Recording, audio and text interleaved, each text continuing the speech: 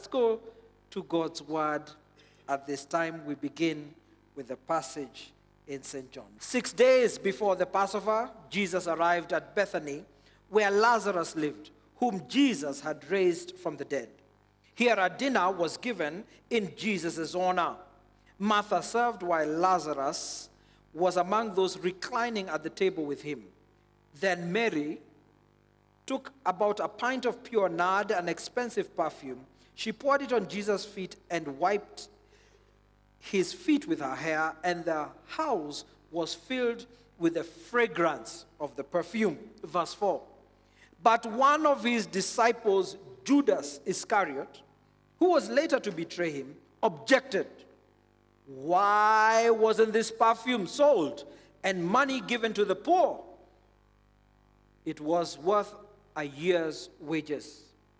He did not say this because he cared about the poor, but because he was a thief, a keeper of the money bag, and he used to help himself to what was put into it. Leave her alone, Jesus replied. It was intended that she should save this perfume for the day of my burial. You will always have the poor among you, but you will not always have me. About the 9th hour, Jesus cried out in a loud voice, Eloi, Eloi, lama sabachthani, which means, my God, why have you forsaken me? Matthew 26, verse 47. Sorry, that was 27. I believe it is Matthew 26, 46. Rise, let us go. Here comes my betrayer, verse 47. While he was still speaking, Judas, one of the 12, arrived. With him was a large crowd armed with swords and clubs, sent from the chief priests and the elders of the people. Now the betrayer had arranged a signal with them. The one I kiss is the man, arrest him. Going at once to Jesus, Judas said, Greetings, Rabbi, and kissed him. Jesus replied, Friend, do what you came for. Then the men stepped forward, seized Jesus, and arrested him. With that, one of Jesus' companions reached for his sword, drew it out, and struck the servant of the high priest, cutting off his ear. Put your sword back in its place, Jesus said to him. For all who draw the sword will die by the sword. Do you think that I cannot call on my Father, and he will at once put at my disposal more than 12 legions of angels? But how then would the scriptures be fulfilled and say it must happen in this way? At that time, Jesus said to the crowd, Am I leading a rebellion that you have come out with swords and clubs to capture me? Every day I sat in the temple courts teaching, and you did not arrest me. But this has all taken place that the writings of the prophets may be fulfilled.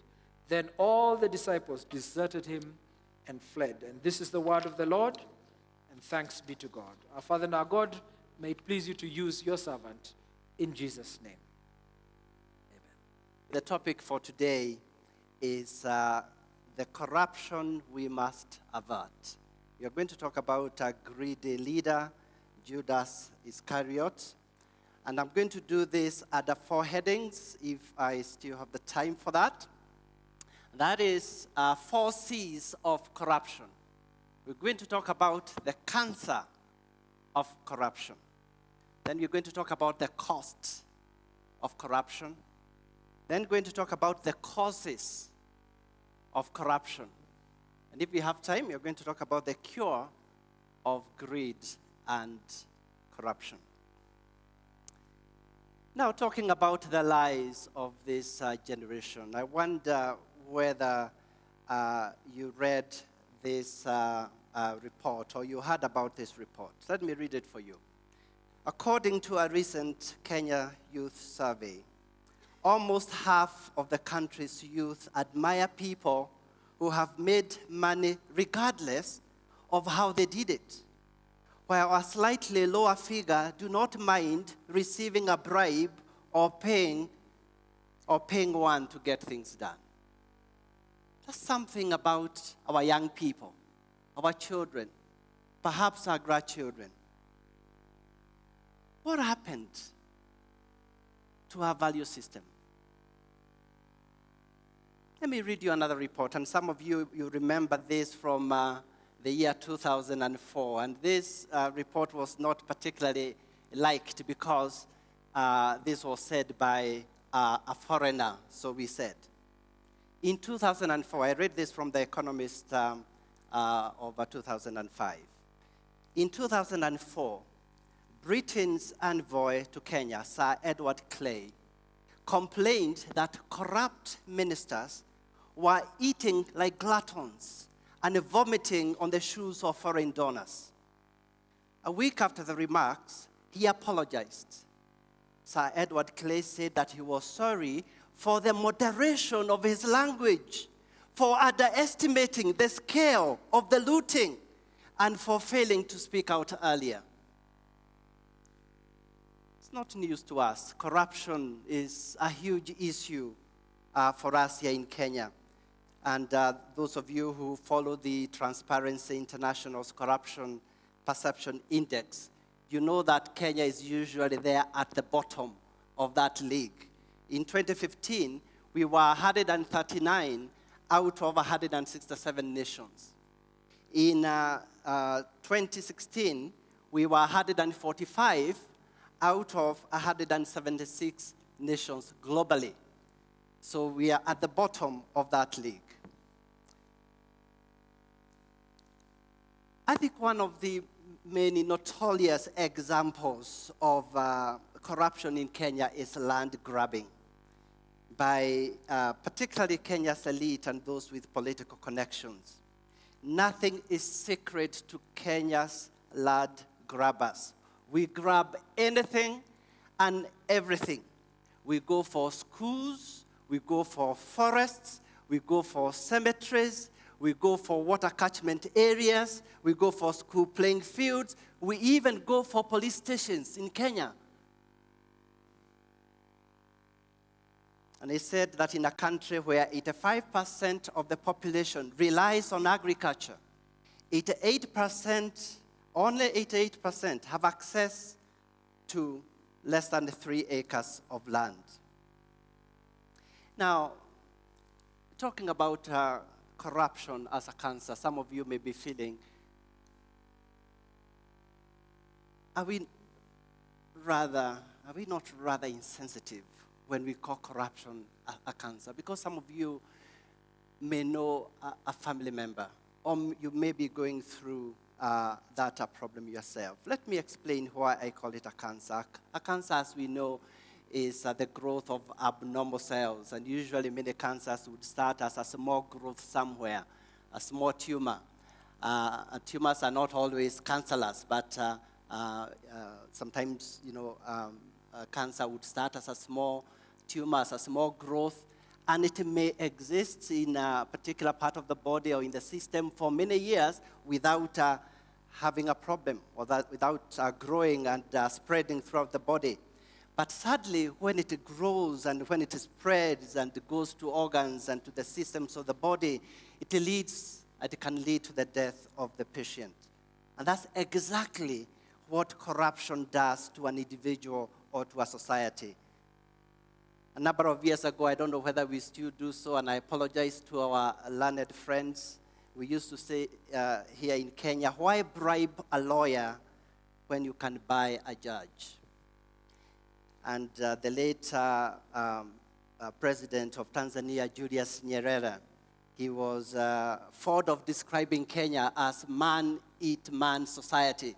He wasn't thinking of cannibalism.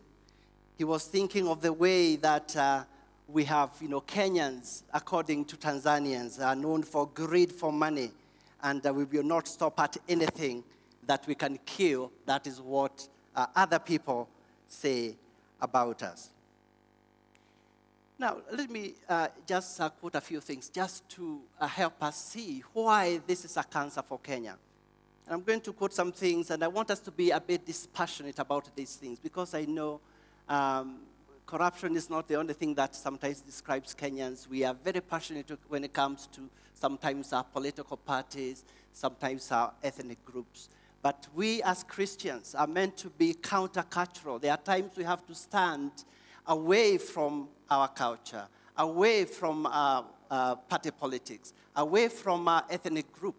And as Christians, look at what does God say about these things. Let me quote one or two articles. One on 9th of May 2017. The extent to which we as Kenyans are corrupt, we steal everything, and nothing is sacred. And this is what that opinion piece in the editorial page said. Do not be fooled. Food shortage is the result of misrule and graft. Let me just quote one or two things from that article. True, prolonged drought always has a deleterious impact on food production. However, anyone with a modicum of education today knows that while drought may indeed be a natural calamity, famine is man-made, an outcome of mismanagement, incompetence, and criminal dereliction of duty. In Kenya, the food production and supply chain systems have always been under the thumb of criminal profiteers ready to subject Kenyans to starvation and death so that they can profit from emergency imports. The ministries of agriculture and special projects have since the Nyayo regime to date been readouts for commodity traders who miraculously have ships full of grain in the high seas anytime some treasury or agriculture cabinet secretary signs a tax waiver or import permit. That is the extent to which we as Kenyans will go to be corrupt. It doesn't matter whether the rest of Kenyans are starving, provided we can make a quick buck, and particularly during the time of elections. Now, you may ask, how does this cancer eat into the society? Let me just mention a few ways. One of the ways that it has eaten into our society is that we have become a very unequal society. In fact, there was another article, and I'll just mention one or two things. Thursday, 26th of May, the Business Daily said that 8,500 super wealthy individuals now control more than 2/3 of Kenya's 6.2 trillion economy. Only less than 10,000 people control more than 2/3 of the economy of this land. I think that's enough to say about why this is a cancer. What about the cost of corruption? I'll start by asking you a question. How much of government expenditure in this country do you think goes to intended purposes? Or maybe in other words, how much do you think is lost to corruption? Now, we don't have time for discussion, but the very, very conservative estimate is about 30%. A third of the entire expenditure per year goes is taken away by corruption. Actually, there are people who argue that approach is half. Let me very briefly quote something on that. Graft and poor planning clouds Vision 2030 projects. This was written on the 23rd of May 2017 in the Daily Nation. And this was quoting the president in a meeting that he was involved in London. And he says, corruption and poor planning have put a dent on Kenya's ambitious infrastructure drive, a new report shows. The report compiled by Oxford Business Group, a global research and consultancy firm, cites inefficiency, sleaze, and inadequate planning as having held back nearly all flagship projects. And says a lot, and let me just quote where the figures are.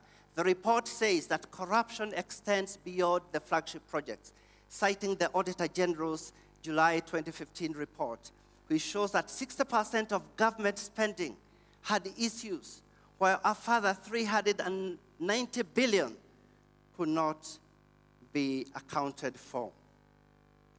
So, the cost of corruption in Kenya.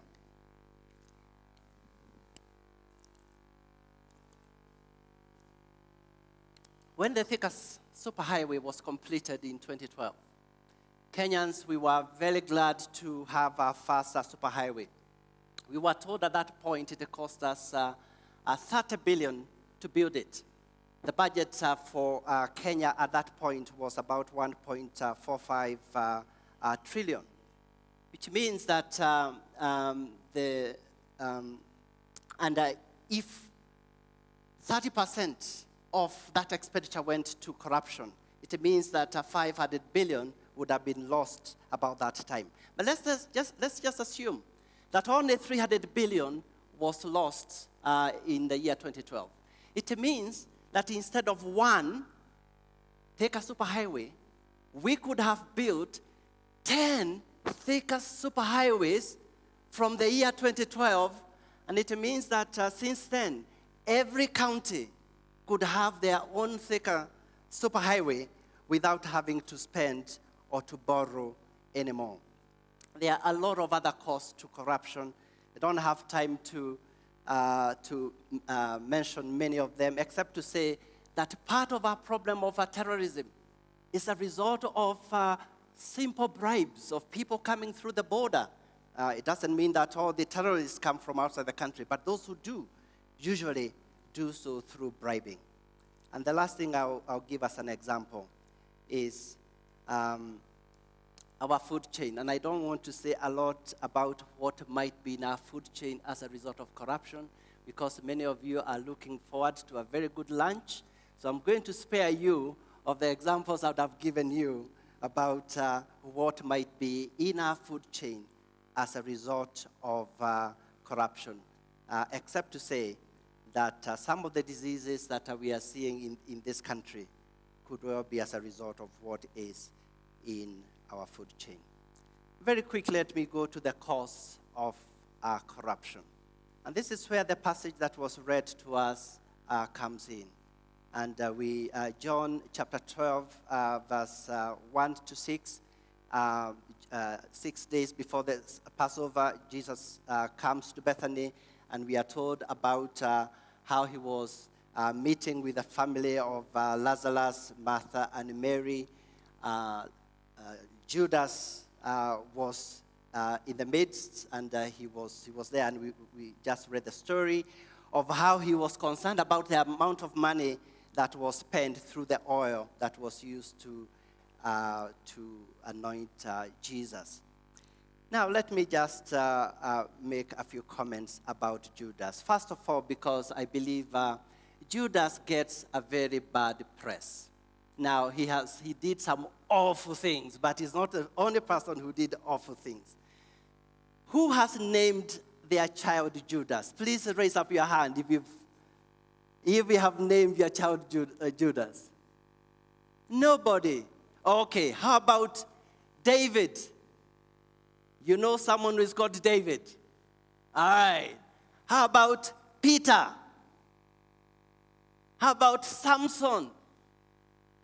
How about Rahab? Now, if you follow the stories of each one of those people, you probably wouldn't want to name your children after them. I don't know why we discriminate against Judas. Anyway, that is not what the message is about. I wondered about Judas, and I said, I want to learn a little bit more about Judas. This is what I found about Judas. Some of it, of course, in Scripture.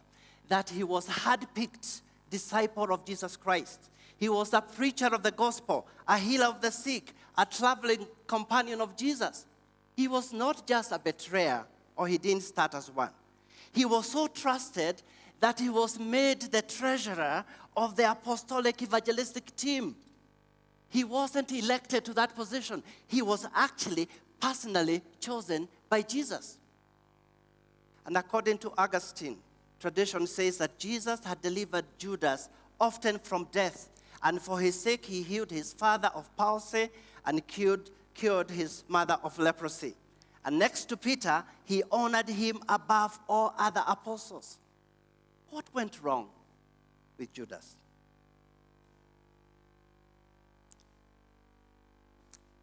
Now, 2 or 3 things about Judas. That, among other things, Judas used to help himself to the offering basket.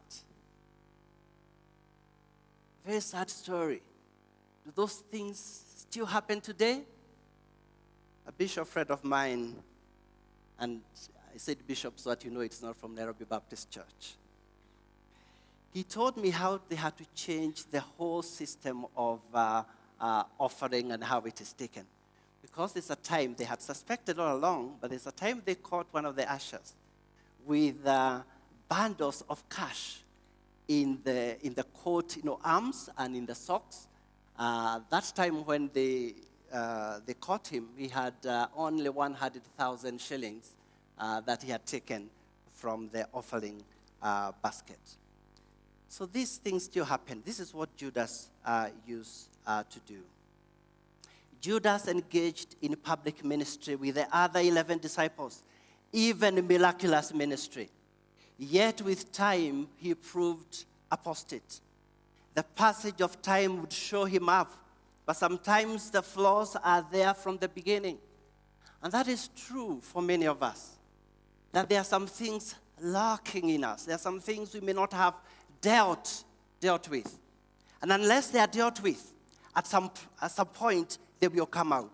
And there are many examples of people who started well, but did not end well. Whether we are talking about Samson or Saul of Tarsus, beginning well does not end well.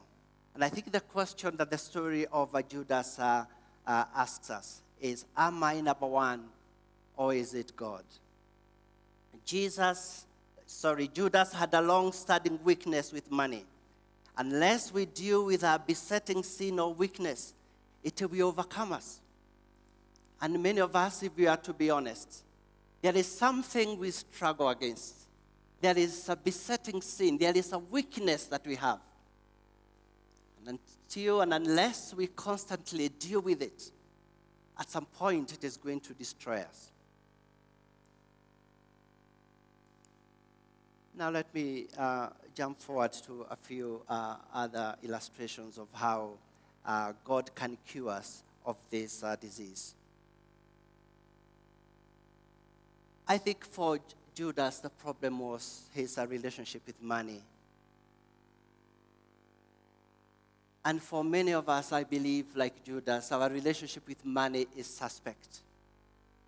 We are always think about that extra shilling that we need to make, the extra 1,000, the extra million, depending on where you are in life. It is that greed that I believe has contributed to more than 14,000 people wanting to go into public service.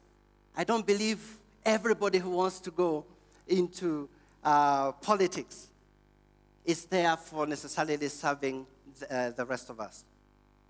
It is greed or foolishness. When we live, and I'll give you an example of this, for many young parents, they are prepared to leave their children or their babies with a house help. And yet, they lock up the sugar and the bread. Have you ever heard of that? What kind of greed is that? Before mobile phones were invented, that tells you when some of us, how long we have lived. Visited a friend because they had just had a baby. And because there were no mobile phones, we could say, hey, we are near your neighborhood, so we want to drop in. So we dropped in, and we went, and we saw the baby. The only thing, and later they apologized, oh, sorry, we wish we knew you were coming. We would have left some sugar and some bread so that the household, can make some. So we are prepared to leave our children, our babies, with someone, but not something that is going to cost us like sugar or bread. Let me very quickly go to the cure of greed and corruption because I can see that a time is not for us. If we defined and described corruption as a cancer, it means that the treatment has to be that drastic. It means that it has to be that radical. Some of you may have heard Martin Luther, who said that there are 3 conversions that are necessary. That we need to be saved not 1 time, not 2 times, but in 3 ways. He says that there is a conversion of what? First of all, of the head. There is a conversion of the heart. And there is one more conversion. And that is the conversion of the wallet. He says of those 3 conversions, the most difficult is the conversion of the wallet.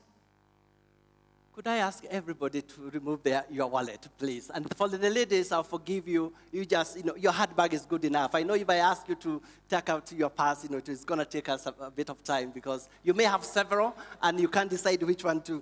So everybody remove your wallet. So according to Martin Luther, this is the hardest to be saved. And I want you to turn to your neighbor and I don't know the state of your wallet today. And I want you to tell your neighbor, hey, I need some prayers. I need some prayers. My wallet is not saved, right? Or maybe for you, you say, pray for me because my wallet has got some issues, right? But I don't assume that everybody has got, wallet problems. Maybe for you it will be, please pray for me because thank God with me. My wallet is showing some signs of spiritual regeneration. Right. No, I don't know what it is, but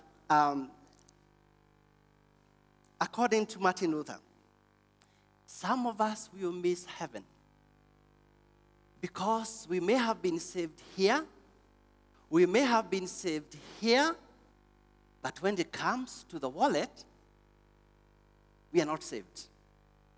Now, why is that important? I want to do it very quickly. In the story of Jesus and Zacchaeus, we read about that in Luke chapter 19, verse 1 to 9. I'll just paraphrase this for you because we don't have time to read it. But we know about this story. Jesus is going to Jericho, and as he passes via, there's this man called Zacchaeus. He was short and he felt, this is my opportunity to see Jesus. So what does he do? He climbs on this tree. And as Jesus passes, he's God. He senses what Zacchaeus is up to.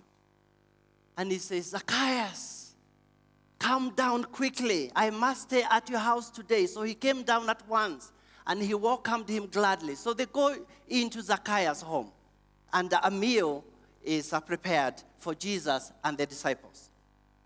And then Zacchaeus, in verse 8, this is what he says. He stood up and he said to the Lord, Lord, look, Lord, here and now I give half of my possessions to the poor. And if I have cheated anybody out of anything, I will pay back 4 times the amount. An encounter with Jesus changes Zacchaeus' life. And Jesus recognizes that something has happened with that confession. And Jesus says something in verse 9 that is absolutely profound. He says, today, salvation has come to this house. Jesus seems to be saying that when your wallet is converted, salvation has come to your life. It's as if you'd ask, how do you know? How do you know that you are saved? How do I know that I am saved?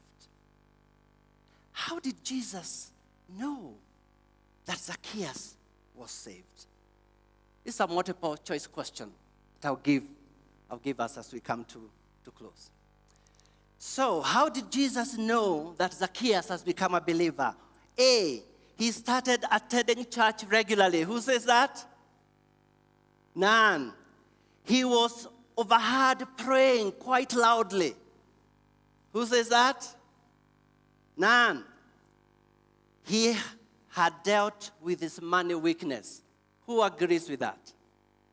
It is not until we have dealt with a wallet, with issues about money, that we can be truly believers. And Jesus would say, salvation has come to this house.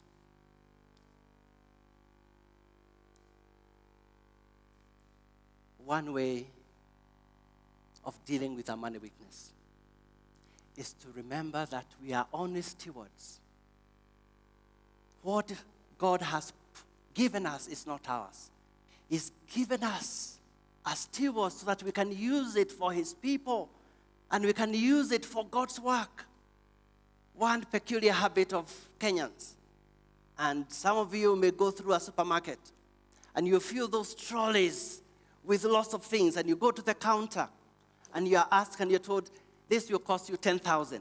And without even thinking twice, you just flash your card and you pay the 10,000 or the 20,000. And then you realize as you drive out of the supermarket, oh, I forgot to buy tomatoes. And I forgot to buy some tomatoes. So you go through the Mama Boga, selling their tomatoes. And you say, how much is this? And you say, 200 shillings. No, it cannot be 200 shillings. I will pay you 100 shillings. In that supermarket, when you are charged 20,000, you didn't bargain. But you go to this person. And I want to ask you, when is the last time you said, I'm not going to pay the full price, I am going to pay more? This person has asked you for 200 shillings, and you say, God has blessed me so much, I'll give you 300. Or one of your laborers, comes and says, hey, this work, I'll charge you 2,000. And say, no, that is too little. I'm going to pay you more. God has given you whatever you have as a steward so that you can be a blessing to His people. But particularly to God's work. And I want to close with this quote. This is Oliver Kisaka. He was here. He preached on giving. And in his book, The Grace of Giving, this is what he says. Giving is God's way of reversing the insatiable human desire to love money and struggle to get more of it. Through giving, believers begin to take control of their lives. They follow the example of God Himself, who gave 100%. And in so doing, they free themselves from the love of money. They fund His important work, and in the process, place themselves in His hands for His care and amazing provision. And may God continue to work in our lives so that we say, it is God we love. And thank you for what you've given us. We want to bless your work. And as we plant this new church in Westlands, that through the generosity of God's people, that we will continue to give as we gave for that lift until our pastors tell us, no more is needed. Bwana asifiwe sana. I think we'll close there, and my prayer for each one of us is that we may truly say to God, my life does not belong to me. It belongs to you. Bwana asifiwe.